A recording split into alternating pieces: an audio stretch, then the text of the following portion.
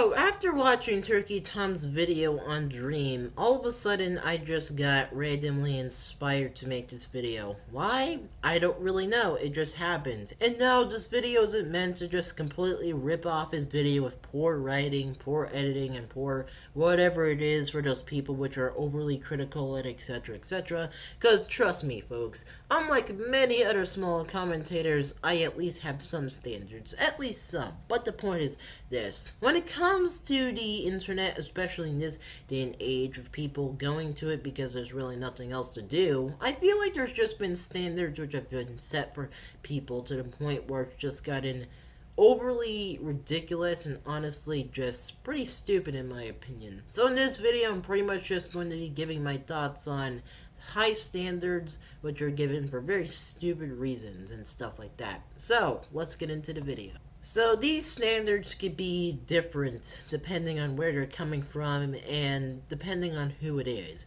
For example, in the commentary community, there's many people, and I mean many people, which are highly respected, and some which are hated, but it varies on who it is, and there could also be those people which people look up to. For example, Dr. Skipper and Cordwit, people respect them for the content which they make, along with their personalities, but at the same time, the standards set ridiculously high for them just because they make a couple of videos which anyone can make when it comes to making good points and when it comes to just having some pretty good or decent editing for the most part. The same thing can count for many other people as well, but at the same time, there's always the bad side of having a high standard for someone. Let's say that a standard's held stupidly high for someone, where they can't mess up, to where they can't make something or do something bad for once. So what happens to where at one point someone accidentally messes up and then everyone bashes them for it? At that point, the reason about why you held them to a high standard is just thrown out the window, as you're only bashing them because they didn't fulfill what you wanted them to. And I feel like this is something which,